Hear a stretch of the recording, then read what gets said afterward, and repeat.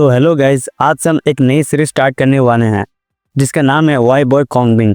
तो चलिए शुरू करते हैं। 2 साल पहले का चीन दोस्तों कोई हल्की फुल्की कहानी नहीं थी।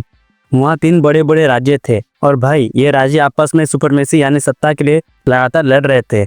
लूबे का सू राज्य, काओ काओ का वे राज्य और सन कन का वू राज्य। सोचो पूरा देश 3 हिस्सों में बटा हुआ, हर तरफ युद्ध, रणनीति और सत्ता की होड़। यही 3 किंगडम स्पिरिट कहलाता है। और इस समय के कई वीर योद्धा और दिमागदार रणनीतिकार आज भी हमारे इतिहास में जिंदा है। अब साल 234 में सू राज्य के सबसे बड़ा तारा महान स्ट्रेटेजिस्ट जू लियांग कॉन्गमिंग बीमार पड़ गए। भाई ये आदमी जो अनगिनत साथियों को खो चुका था, दुश्मनों को हराया था, अब खुद समझ रहा था कि उसकी सांसें कम होती जा रही है। उसने मरने से पहले कहा, मैंने कई साथियों को खोया है, अनगिनत दुश्मनों को हराया है, लेकिन अब मेरी सांसें कम है। मुझे उम्मीद है कि एक दिन ऐसी दुनिया होगी जहाँ इंसान का जीवन केवल युद्ध पर ना घूमे, जहाँ शांति हो और फिर उसकी मृत्यु हो जाती है। लेकिन जैसे ही आँख खुलती है भाई वो किसी अजीब और अनजाने जगह पर है। उसके कपड़े पुराने जमाने के हैं, लेकिन चारों तरफ मॉडर्न सिटी की चमक, रोशनी और हाईटेक गैजेट्स हैं। कॉमन सोचता है ये शायद हेल की पनिशमेंट है, लेकिन भाई असल में वो मॉडर्न टोक्यो में है। युवा शरीर में पुनर्जन्म ले चुका है। अब कॉन्गमिंग अपने चारों तरफ देखता है, neon lights, DJ music, crowded night clubs, सब कुछ उसके लिए नया और अजीब रहता है। कॉमेडी यहाँ स्टार्ट होती है। सोचो वो आदमी जिसने जीवन में परफेक्ट कंट्रोल और स्ट्रेटेजी के साथ आर्मी चलाई थी, अब मॉडर्न चेयर्स में क्राउड ऑब्जर्व कर रहा है। तभी उसे कुछ लोग देखते हैं और बोलते हैं, अरे ये तो सच में कॉन्गमिंग जैसे लग रहा है। कॉन्गमिंग मुस्कुराता है, हाँ मैं ही वो कॉन्गमिंग। लोग एक्साइटेड होते हैं और ड्रिंक पिला देते हैं। पीते ही उसे गला जलता है। वो सोचता है ये कोई हेल के पनिशमेंट है, तो भाई उसने एक्सेप्ट कर लिया और आगे बढ़ गया अपने नेक्स्ट पनिशमेंट की तरफ। सोचो लेजेंडरी स्ट्रेटेजिस्ट जिसे बैटलफील्ड और लॉजिक्स की आदत है, अब डीजे म्यूजिक, नियॉन लाइट्स और क्राउड के बीच कंफ्यूज्ड है। तभी उसके कानों में गूंजती एको की आवाज। स्टेज पर वो गा रही होती है और उसकी आवाज में जो पावर और इमोशन है वो कॉन्गमिंग का दिल हिला देती है। क्या हेल में ऐसे गाने भी होते हैं? लेकिन एको खुश नहीं है। उसे लगता है कि उसका सॉन्ग कोई नहीं सुन रहा है और शायद टैलेंट भी नहीं है। तब कॉन्गमिंग आता है और उसकी तारीफ करता है, मैंने ऐसा सॉन्ग पहले कभी नहीं सुना। एको को ये सुनकर अच्छा लगता है क्योंकि कोई तो है जो उसके सॉन्ग की कदर करता है। अगली सुबह एको अपने काम से घर जा रही होती है। तभी उसे मिलता है कॉन्गमिंग जो नशे में पड़ा है। एको उसे उठाने की कोशिश करती है लेकिन वो नहीं उठता। भाई सोचो दुनिया का सबसे बड़ा स्ट्रेटेजिस्ट अब टोटली हेल्पलेस है। एको उसे अपने घर लेके चल जाती है।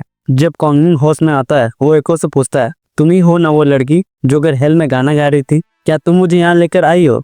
एको इरिटेट होकर कहती है, क्या तुम मुझे सॉन्ग स्ट्रेस ऑफ हेल कहना बंद नहीं करोगे? मैंने तुम्हारी जान बचाई है, नहीं तो ठंड से मर जाते। कॉन्गमिंग बोलता है, पर मैं तो ऑलरेडी मर चुका हूँ और हेल में पहुंच गया। एको शांत रहती और कहती, ये कोई हेल नहीं है। कॉन्गमिंग चारों तरफ देखता है और अचानक उसके सामने modern instruments, mirrors, guitars, keyboards, lights, bulbs, fridge सब कुछ होते हैं। उसके दिमाग में वही रिएक्शन होता, ये क्या है भाई, ये सब कैसे काम करता है? उसने कभी अपने जीवन में ऐसा कुछ देखा ही नहीं। जैसे बच्चा पहली बार मेला में गया हो वैसे ही वो सब कुछ ऑब्जर्व कर रहा है। तभी उसकी नज़र एक शाइनी मिरर पर पड़ती है। वो झांकता है और शौक में फ्रीज हो जाता है। वो देखता है खुद को युवा रूप में, योंग जूंग कॉन्गमिंग। मैं बूढ़ा था, मर भी चुका था, तो फिर ये जवान रूप कैसे? धीरे धीरे रियलाइजेशन आता है, क्या मैं रीइंकार्नेट हो गया हूँ? क्या मुझे किसी नई दुनिया में जन्म मिला है? अब कॉन्गमिंग समझता है कि ये हेल नहीं बल्कि मॉडर्न टोक्यो की दुनिया है। एको को प्रैक्टिकल क्वेश्चन। एको कैजुअली पूछती है, अगर तुम्हारा हो गया हो तो अब तुम जा सकते हो। कॉन्गमिंग हल्की से मुस्कान देता है। एको थोड़ा डाउट में पड़ जाती है, कहीं ये आदमी मेरे बारे में कुछ उल्टा सीधा तो नहीं सोच रहा है। फिर कॉन्गमिंग कामली और मुस्कुराते हुए कहता है, मैं हूँ जूक कॉन्गमिंग। एको शॉक, ठीक है जूक कॉन्गमिंग, सीरियसली? एको प्रैक्टिकली सवाल करती है, तुम्हारे पास स्मार्टफोन या वॉलेट नहीं है, घर कैसे जाओगे? कॉन्गमिंग क्लूलेस कहता है, स्मार्टफोन वो क्या होता है? एको से दिखाती है apps, touch gestures, screen. Kongming literally दंग रह जाता है, ये तो जादू स्क्रॉल है, इसमें लोग कैसे कम्युनिकेट करते हैं? वो हर चीज ऑब्जर्व करता है, टीवी, फ्रिज, माइक्रोवेव, बग्स, जैसे कोई स्कॉलर रेयर आर्टिफैक्ट स्टडी कर रहा हो। एको इरिटेट हो जाती है, भाई हर चीज सिखाने का टाइम नहीं है।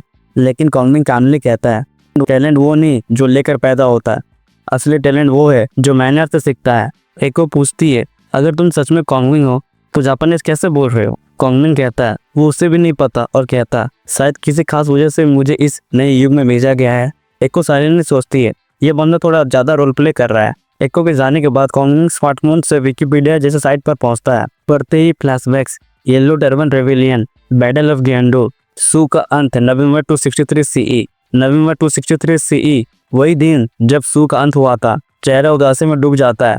एको कॉन्गमिंग को देख लेती है जो उदास में रहता है, तो एको सॉफ्टली गाना गाती है, उसके आवाज़ में वार्म और सिंसियरिटी होती है। कॉन्गबिन फील करता है शायद मुझे इस नई दुनिया में कुछ पर्पस के लिए भेजा गया है। एको के गाने से कॉन्गबिन इमोशनल हो जाता है और पुराने कॉमरेड्स की याद आती है। हम एक ऐसे दुनिया बनाएंगे जहाँ कोई लड़ाई ना हो, बस शांति हो। एको का गाना खत्म होता है। कॉन्गबिन कहता है तुम्हारी आवाज़ कमाल की है, तुमने मेरे दिल को छू लिया। एको ब्लस हो जाती है। अभी मैं एमेटर हूँ, कोई बड़ी सिंगर नहीं। कॉन्गबिन गंभीरता से कहता है लेकिन कल रात जो गाना सुना वो नॉइजी था। एको बताती है सॉन्ग्स अलग अलग कैटेगरीज में आते हैं, EDM, हिप हॉप, ट्रांस, हर वाइब की अलग होती है। कॉन्गबिन इंटरनली सोचता है संगीत के इतने प्रकार, ये तो किसी नई स्ट्रेटेजी के रूल्स जैसे हैं। अगर ये दुनिया ऐसे चलती है तो मुझे भी इस बैटलफील्ड के रूल सीखने होंगे। उसके दिमाग में वही एनालिटिकल माइंडसेट चल रहा है जैसे बैटलफील्ड में हर बीट, रिदम और एनर्जी को मेजर कर रहा है। तभी वो एको की तरफ मुड़कर बोलता है क्या तुम मुझे कोई काम दिला सकती हो? एको थोड़ा हेसिटेट होती है। काम? तुम इस हालत में, ना स्मार्टफोन, ना वॉलेट, ना एड्रेस, तुम काम कैसे करोगे? लेकिन कॉन्गबिन की काम और कॉन्फिडेंट वाइफ उसे इंस्पायर करती है। एको इंटेलिजेंटली सोचती है चलो एक ट्राई देकर देखती हूँ। एको कॉन्गबिन को अपने काम की जगह ले जाती है, एक मॉडर्न टोक्यो बार क्लब। शाम का समय, हल्की रोशनी, बैकग्राउंड में म्यूजिक और क्राउड की वाइब। वहीं मिलते हैं कोबयाशी से, बार का मैनेजर, प्रैक्टिकल, थोड़ा रफ लेकिन दिल से अच्छा इंसान। कॉन्गबिन कॉन्फिडेंटली इंट्रोड्यूस करता है मैं हूँ ज्यू कॉन्गबिन। कोबयाशी गुस्से में ज्यू कॉन्गबिन सीरियसली मजाक कर रहे हो क्या? लेकिन क्यूरियोसिटी से पूछता है अगर तुम सच में ज्यू कॉन्गबिन हो तो बता तुमने मासू को स्ट्रेटेजी पॉइंट डिफेंड करने की जिम्मेदारी क्यों दी थी? वो तुम्हारा फेवरेट अप्रेंटिस था लेकिन हार हुई, फिर भी भरोसा क्यों? एको सब ये क्या पूछ लिया? कॉन्गबिन का टैक्टिशियन वाला जवाब। कॉन्गबिन आइज बंद करता है और बिल्कुल मिलिट्री स्ट्रेटेजी स्टाइल में जवाब देता है उस समय मेरे पास कैपेबल लोगों की कमी थी, कुछ अपोज करते थे, लेकिन अगर नए टैलेंट को मौका ना दो सक्सेसर्स कैसे बनेंगे? मासू को रिस्पॉन्सिबिलिटी दी लेकिन प्लान में गलती हुई, हार हुई। फिर थोड़ा भाव होकर कहता है मासू टैलेंटेड था लेकिन डिसिप्लिन के लिए उसे सजा देनी पड़ी। लीडरशिप में जस्टिस पहले आता है, भावना बाद में। कोबयाशी सब ये तो रियल ज्यू कॉन्गबिन है भाई, ये तो वही बात है जो रियल ज्यू कॉन्गबिन ने कही थी। कुछ कदम पीछे हटता है फिर जोर से हंसता है हा, आज तक किसी से ऐसा डिस्कस नहीं किया, मजा आ गया। फिर कैजुअली पूछता है तो मिस्टर स्ट्रेटेजिस्ट क्या तुम मेरे बार में काम करना चाहोगे? कॉन्गबिन मुस्कुराता है और शांत स्वर में कहता है बिल्कुल। सामने क्राउड आने लगता है, म्यूजिक, लाइट्स और कस्टमर्स की एनर्जी ऑब्जर्व करता है। कॉन्गबिन इंटरनली कैलकुलेट करता है क्राउड की body language. Music tempo 100 BPM, hello night 130 to 160 BPM। Battlefield में भी टेम्पो और माहौल का ध्यान रखना पड़ता था। यहाँ भी लोग एनर्जी को म्यूजिक से रेगुलेट करते हैं। कस्टमर्स क्राउड में बढ़ते हैं। एको स्टेज पर जाती है, स्टेज छोटा, कॉर्नर स्टाइल। जैसे ही एको गाती है माहौल चेंज होता। कॉन्गबिन ऑब्जर्व करता है ये लड़की, इसकी आवाज में वो शक्ति है जो सेनाओं के दिल में जोश भर देती थी। जैसे मैं स्ट्रेटेजी से इंस्पायर करता था वैसे ही अपनी आवाज से करती है।